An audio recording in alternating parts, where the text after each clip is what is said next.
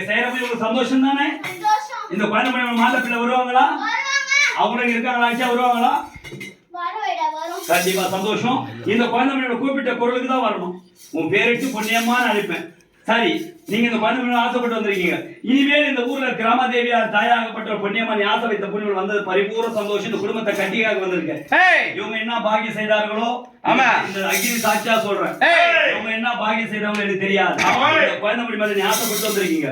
இனிமேல் அடியளவு முழுவதும் எல்லைக்கு திக்கு ஏதோ ஒரு கர்ம வினையும் இல்லாமல் பரிபூர்ணம் நெஞ்சார் என்ன நினைக்கிறாங்களோ அது பரிபூர்ண தீர்த்து கட்டறுத்து அந்த பிள்ளைகளை கட்டி காக்கணும்.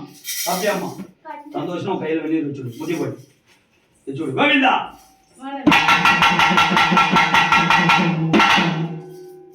அம்மா என்ன பண்றாங்க? இட்ட திருநீரு அம்மா, உன் பட்ட திருநீதி மகராதி மாறுதடி. அம்மா, நீ இட்ட திருநீரு இந்த கர்ம வினை தீருதடி. அம்மா, அங்கங்கே கோவிலாக வாடி எழுந்தவளா ஊர்காக்கம் கிராம தேவி சக்தியடி. பெண் பிள்ளையானாலோ ரோசத்திலான அடி ஆண்மகன் இருந்தாலும் அந்தமெல்லாம் காத்தினா அந்த குழந்தைக்கு எந்த நோய் நொடி இல்லாம எல்லாரும் நீ ஆராய்ந்து பார்த்தா உன்னால சொல்ல முடியும். நீ ஆராய்ந்து பார்த்தா உன்னால சொல்ல முடியும். ஐயா முன்ன வந்து அம்மா அந்த குழந்தை முடி இப்படி வந்து முன்ன வந்து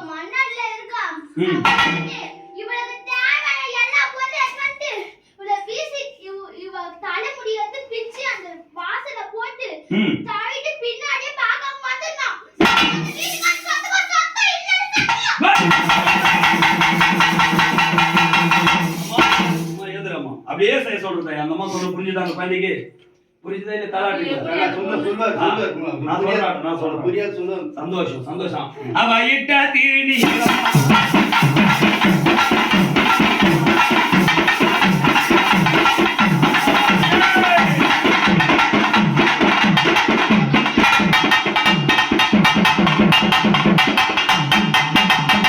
முன்ன வந்து வாங்கிக்கா.